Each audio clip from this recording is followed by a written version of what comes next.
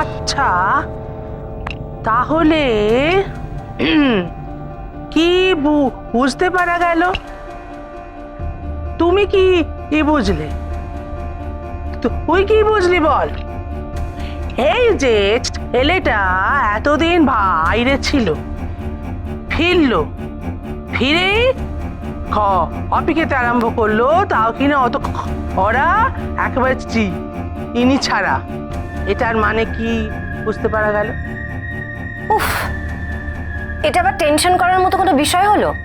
জীবনে সব কিছু নিয়ে টেনশন না করলে তোমাদের চলে না। আরে বাবা, এটা তো একটা সহজ ব্যাপার। একজন মানুষ টানা এতগুলো দিন সাউথে ছিল, কফিটা তার অভ্যেস হতেই পারে। এই নিয়ে তো ভাবার কি আছে বলো তো? আমারও মনে হয় বুড়ি যেটা বলছে সেটাই ঠিক। আসলে এতদিন চেন্নাইতে ছিল, চা পাইনি, তাই কফি ধরেছে। দেখ মেজো, তুই না আর এসব নিয়ে মাথা ঘামাস না, বুঝেছিস?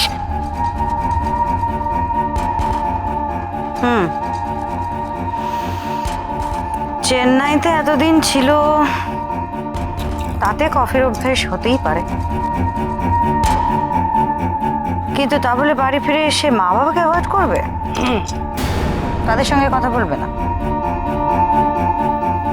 আমাদের সঙ্গেও তো মন্দিরে দেখা হলো, আমাদের সঙ্গে তো কোনো কথা বললাম। বাড়িতে গিয়েও একই, যা বলার ওর হয়ে সাথেই বলল। সন্দীপ চেন্নাই যাওয়ার আগেও ঘড়ি পড়তো, চেন্নাই থেকে ফিরে এসেও ঘড়ি পড়ছে। শুধুমাত্র ওই 1.5 মাসের জন্য যখন ও স্বদেশ বসুর পর্দা ফাঁস করতে গেছিল, তখন ঘড়িটা পড়ে গেল। সাথী বলল ও ঘড়ি পরা ছেড়ে দিয়েছে। কেন? এই মিথ্যেটুকু সাথী কেন বলল?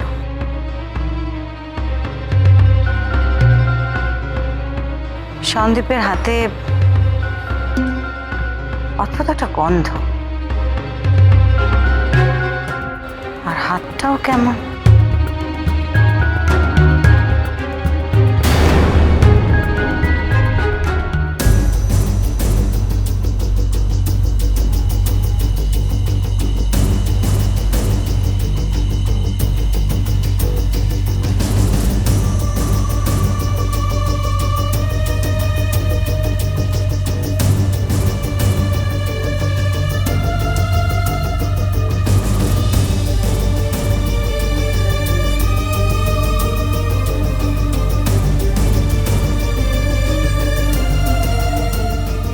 আমি না যাই, গিয়ে তৈরি হয়ে নি, এরপর তো আর সময় পাবো না।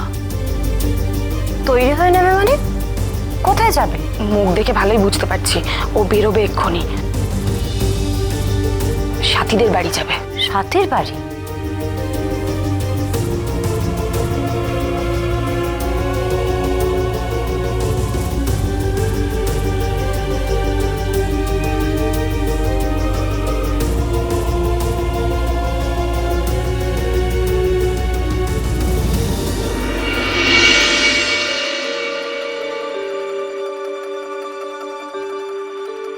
ও তুমি? তা হ্যাঁ গো, কি ব্যাপার বলো তো? আজকাল ঘন ঘন বাড়ি থেকে বের হয়ে যাচ্ছ, আমায় কিচ্ছু বলছো না। কোথায় যাচ্ছ, কি করছো? এমন তো লোকের নতুন নতুন প্রেমে পড়লে করে, তোমার কি ব্যাপার? বাজে রসিকতা বন্ধ করো তো, আমার একদম ভালো লাগছে না। চোখ থাকতে তো কোনোদিন কিছু দেখলে না, আর এখন তো যাকে আমার যে কি হচ্ছে সে আমি জানি। মা,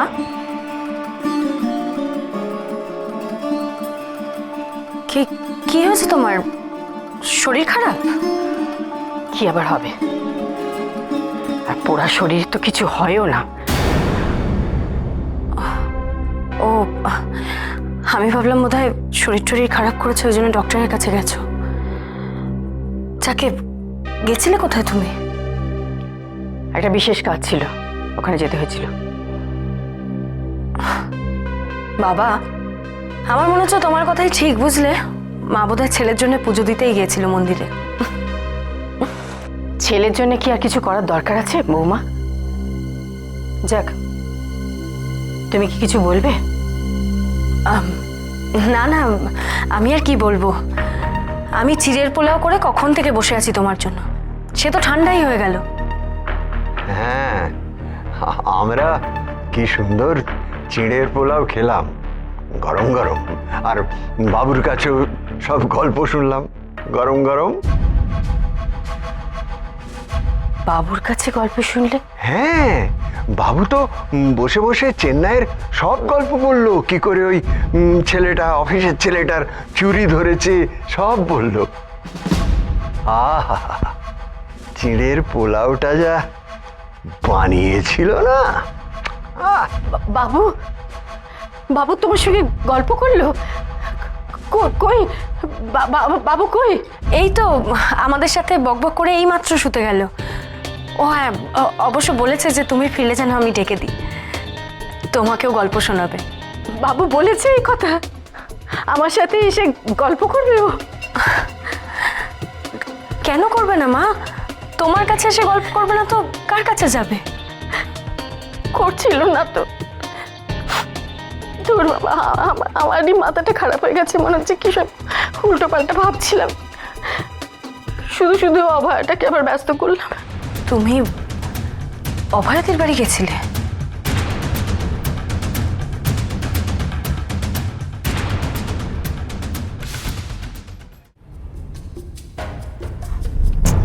দাদা একটু তাড়াতাড়ি চলো না, এই শার্টটা আগে বেরোলে হতো গো।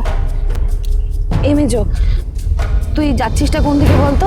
হ্যাঁ রে, এদিকে তো না সাথীদের বাড়ি না রিনিদের, তাহলে আমরা যাচ্ছিটা কোথায় রে?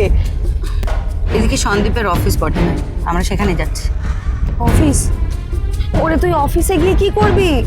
ও তো আজকেই ফিরেছে, আর আজ তো অফিসে যায়নি। দেখ, মন্দিরে তো আমাদের সাথে দেখা হলো, তাহলে দাদা একটু তাড়াতাড়ি চলো না, অফিসটা ছুটি হয়ে যায়। মেজো, তোর মাথায় কি চলছে বলতো? বর্দি ভাই, একটা অসম্ভব জিনিস ভাবছি, যা ভাবছি তা নিজেই বিশ্বাস করতে পারছি না, নিজেই প্রমাণ খুঁজে বেড়াচ্ছি। দাদা প্লিজ একটু তাড়াতাড়ি চলুন।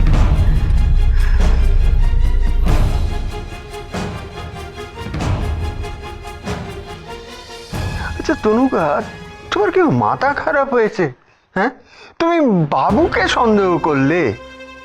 কি করব বলো, এসে থেকে ছেলেটা কিরকম অদ্ভুত ব্যবহার করছে বলো তো। খালি আমার থেকে দূরে দূরে সরে থাকছিল, একটু গায়ে মাথায় হাত বুলাতে গেলাম সরে গেল, নিজের ঘরে গিয়ে চুপটি করে খালি বসেছিল। আচ্ছা বাবু কোনোদিন এরকম করেছে বলো? এসেই তো আমার কাছে ছুটে আসতো। ঠিক আছে, আসতো, কিন্তু ওর দিকটা একবার ভাবো, কি পরিশ্রম করে ও অফিসের সব সামলেছে জানো তুমি?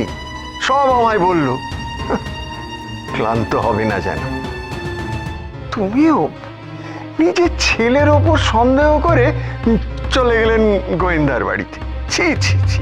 মায়ের মন তুমি বুঝবে না, মনটা বড় কুডাক ডাকছিল গো। ছি ছি, বড্ড বোকামি করে ফেললাম। যাই দেখি ছেলেটা উঠলো কিনা, গিয়ে একটু আদর করে আসি। এসে থেকে তো ভালো করে কথাও হয়নি ওর সঙ্গে।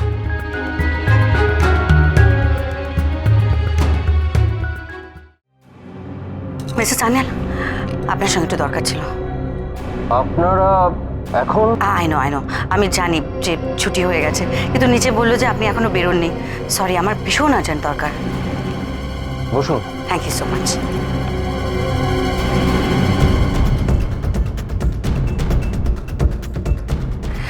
আচ্ছা, স্বদেশবাবু ফিরেছেন?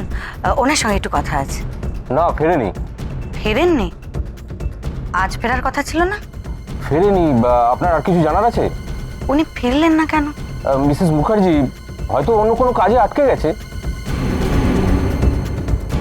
নাকি উনি আর অফিসে ফিরবেনই না? মানে? স্বদেশবাবু কি কোনো জালিয়াতি কেসে ধরা পড়েছেন? আপনি কিভাবে? আর ম্যাডাম, এটা কোম্পানির একটা ইন্টারনাল ব্যাপার, আর আপনার ইনভেস্টিগেশনের সঙ্গে এর কোনো লিঙ্ক নেই। So I am very sorry, এ ব্যাপারে আপনার সঙ্গে আমি কোনো কথা বলতে পারবো না। কেন পারবেন না মিস্টার সানিয়া? এটা আমার ইনভেস্টিগেশনের সঙ্গে ডেফিনেটলি লিঙ্ক, ভীষণভাবে লিঙ্ক। আচ্ছা, স্বদেশ বাবুর জালিয়াতি ধরতেই তো সন্দীপ চেন্নাই গেছিল, আর সন্দীপের জন্যই ওর জালিয়াতি ধরা পড়েছে, তাই তো? হোয়াট? সন্দীপ? ওর কোনো খোঁজ পাওয়া গেছে নাকি?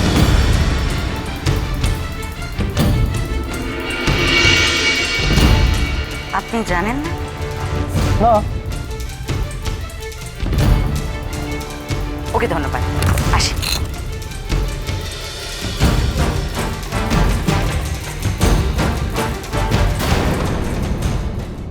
সন্দীপ ফিরে এসেছে অথচ অফিসে গেল না। অভয়দি, আমি একটা কথা কিছুতেই বুঝতে পারছি না, আপনি এখনো কেন সন্দীপের ব্যাপারে খোঁজ খবর করে চলেছেন?